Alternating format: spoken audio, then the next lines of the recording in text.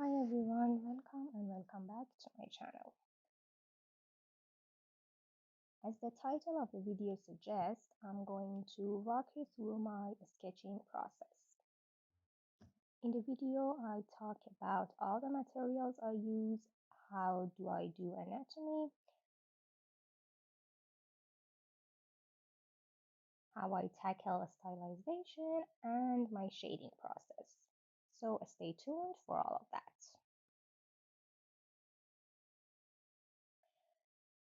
This is a real-time sketching process, so lean back and relax.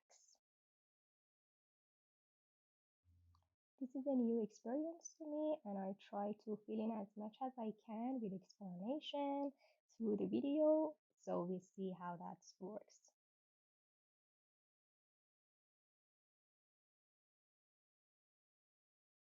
Just a note that I wanted to add before starting the video, I'll explain and talk about a walkthrough of my process, and I'm not trying to put out any right or wrong in doing something or how to do art. Because in my opinion, there is no right or wrong way to do something or to do art. Art is expression and everybody's is different and beautiful.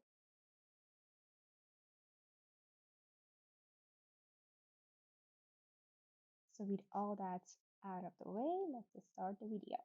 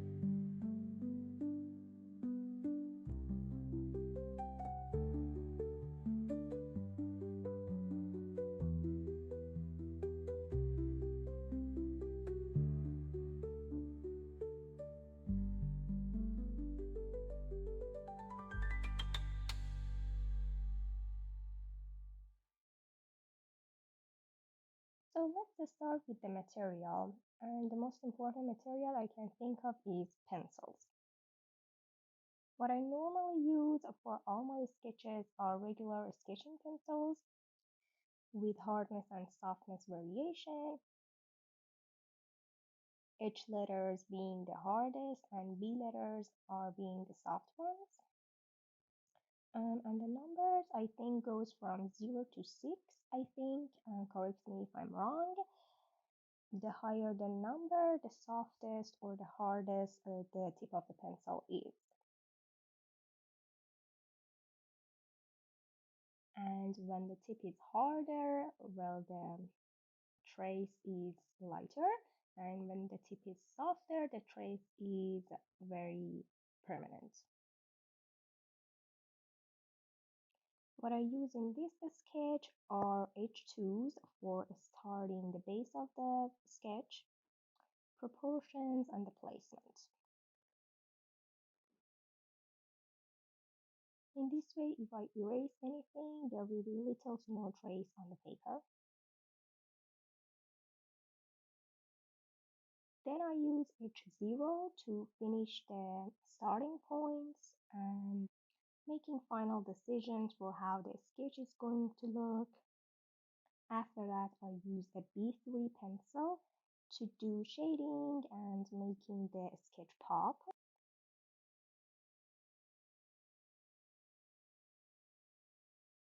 And at the end, I added some really dark details with B6 pencil to really tighten the sketch. The hardest shadows, some ambience lines, and things like that.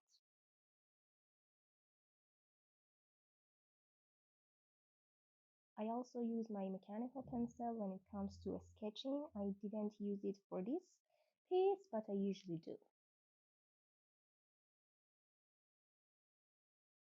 But I need to say that you absolutely do not need to have all of this.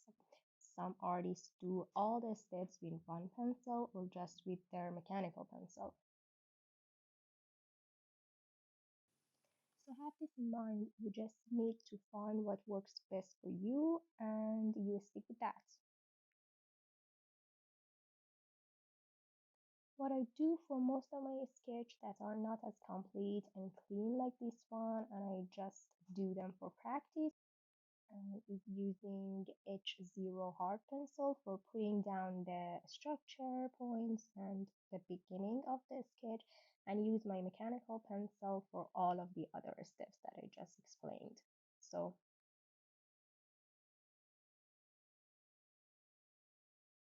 next thing is my sketchbook. The sketchbook I use is Montmort. I hope I said that right. Which has a really good quality, especially when it comes to pencils. The paper is light cream color and there is two sides to it, one softer and one with a bit more texture.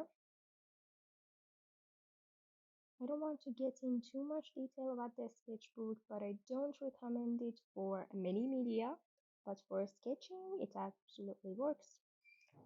So I have many more affordable choices out there of the sketchbook. Other materials that I need to talk about are the erasers. I have regular eraser and a pencil-like eraser. I don't know exactly what do you call it in English. And I also use knittable erasers. It's a bit more convenient to have, one regular eraser and one smaller tip that is a bit more precise. A knittable eraser is just for getting rid of the dust or the buildup of your paper and to make the sketch a bit lighter. But again, of course, these are all just preference and you can use as much or as little as you want. Erasers, they don't really not a part of the sketch and they don't matter as much. And lastly, I use the fixative spray to fix the sketch at the end so it wouldn't smudge, but you absolutely wouldn't have to. So I think I said everything that needed to be said about materials, but if you have any question, please put them down. I'll be happy to help.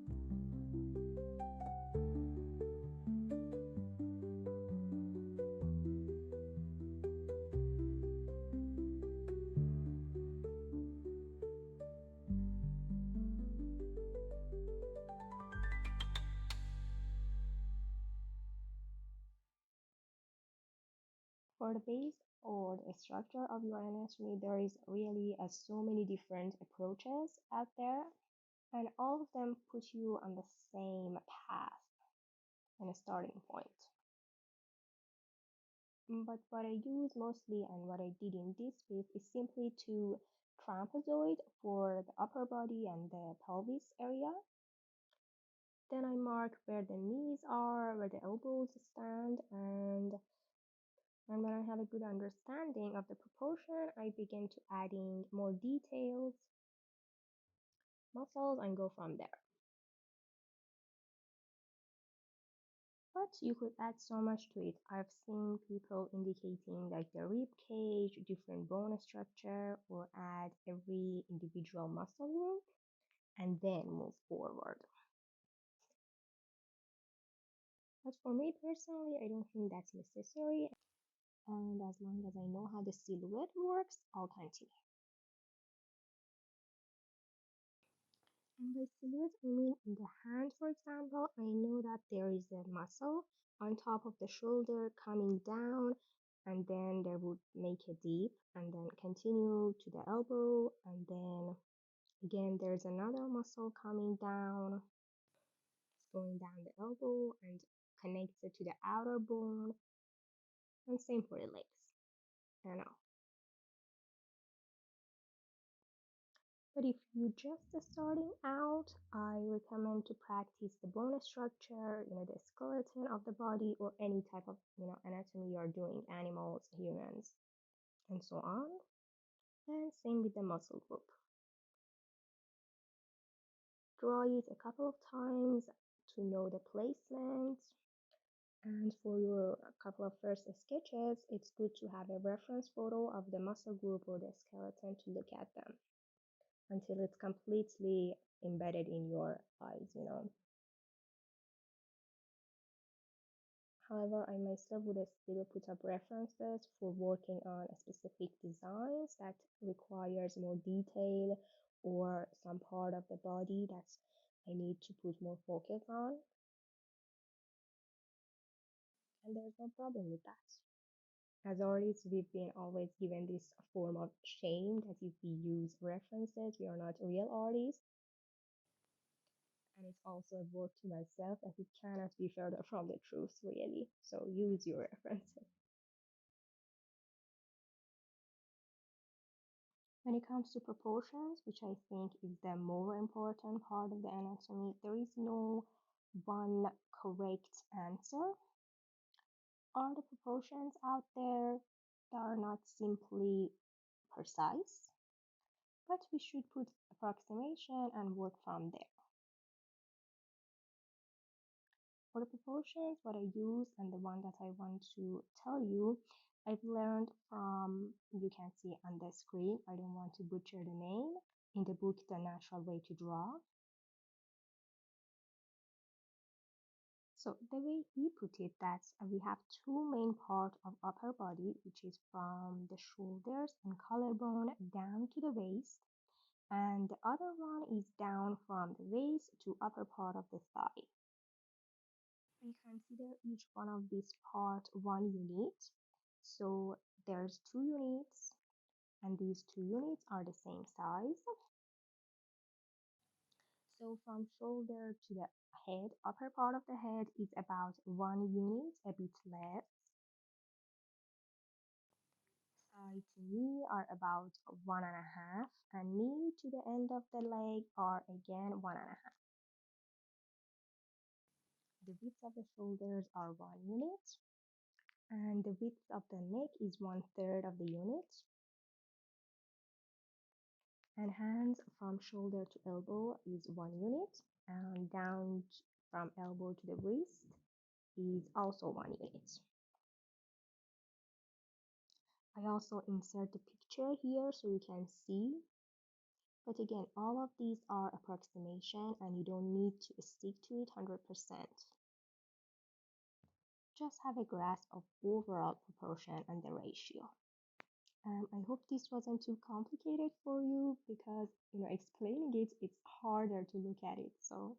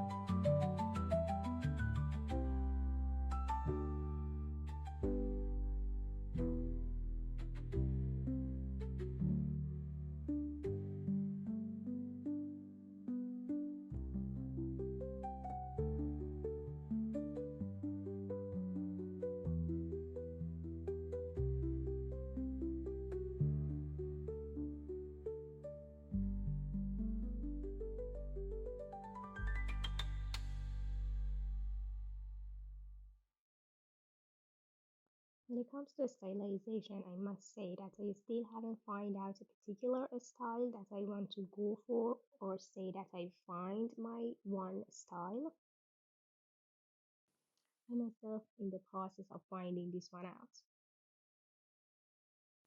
But so far, I've learned two general rules that I go by, and it helped me a lot. And I think for stylization, it's better not to have one strict rule. So you have to go more free-handed. Because if it was a strict rule, all the pieces would look the same, and that wouldn't be stylization or what you created, you know. So the first rule I go by is simplification or simplifying. And I can't tell you enough how much it helps with making a piece your own and more stylized and not so realistic. I don't know about you, but when I first started drawing, I used to draw realistic pieces. And I've trained my mind and my eyes for so long to look at every single detail possible. And I don't want to copy exactly what I see, I want to create my own. When you're simplifying something, you need to think of a new way to indicate something. For example, hand. How do I draw this hand in a more simple way? And it's not no longer on your eyes to tell you what to draw, but now your hand decides. And when you draw something simplified, it's no longer what you saw, it's what you drew. And so simply you created something yourself. And this itself is a great form of practice for finding your style. What your own hand is capable of creating. And believe me, it's much more different than you expect. The second rule that I go by when I want to draw something stylized is exaggeration. This is the factor that makes a piece interesting and loving and funny and different and unique. You need to make some exaggeration, whether it's something that you notice in a piece or something you want to do on your own. For example, for this piece, I saw the voluminous dress that she's wearing and decided to make it even bigger and more prominent. You can apply this to everything that you see that is present in your reference. For example, if you see a big nose, make it even bigger. If they have a chubby cheek, make it even chubbier. If they're leaning forward, make the line of action even more noticeable. You can think of anything and any unique thing you see in a piece. The possibility is endless. You can also have your unique way of exaggeration. For example, you see in different artists that they have one specific item in their drawing that is always exaggerated. Like some artists always draw hands very big, or one artist always draw very chubby shoes or foot in all of their drawings. One artist like to draw everyone plus size or big nose, big eyes, small eyes, no nose. For example, in Disney we have very big eyes, and for example in mangas we have very expressive and out of the board expressions. So all of these are exaggerations that stay in our mind. This is also very simple yet effective way to make something your own and very unique.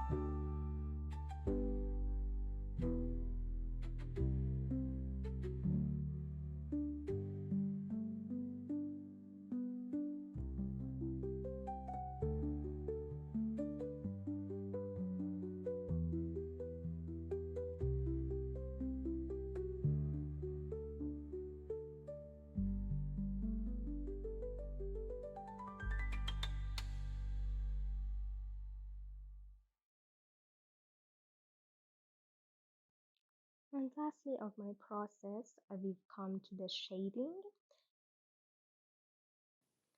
As I explained earlier in the video, I go from a light to dark, so I'll have more control over the lines I put down and can see the whole picture at once, as if I were to complete one part, then go to another part. I feel like it would not be as unified as it becomes when you do all the parts together. And then you go darker and darker.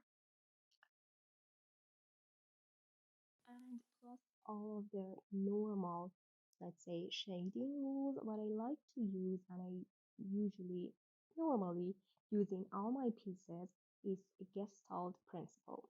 I hope I say the name correct.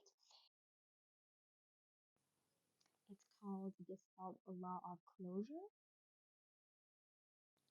The rule states that our brains tend to fill in missing information to perceive a complete whole object. It simply means that by making the edge of my drawings darker and more complete, even if the middle parts are not as complete, you still get the whole picture. So yeah, I really like how it looks and that I use it a lot. And it helps a lot with the process and the timing of my pieces as well. Us artists sometimes obsess over our drawings and want everything to the fullest to look the most, prominent, and I spend so much time on unnecessary details that, are not all the viewers gonna notice but ourselves. So I think this is also a good practice for that, and it makes the piece, unique. I have nothing more to add to shading process because it really is very hard to explain what is my thinking process when I approach shading. It's a mess and all I think is light and shadow and that I like lines and texture and I just go for it. So if you have any specific question, put them down below. I try my best to answer. Thank you guys so much for reaching this far. I hope this video was helpful to you and you could take a thing or two from it and use it in your process. Don't forget to like, comment, and subscribe, and I'll see you on the next one. Bye.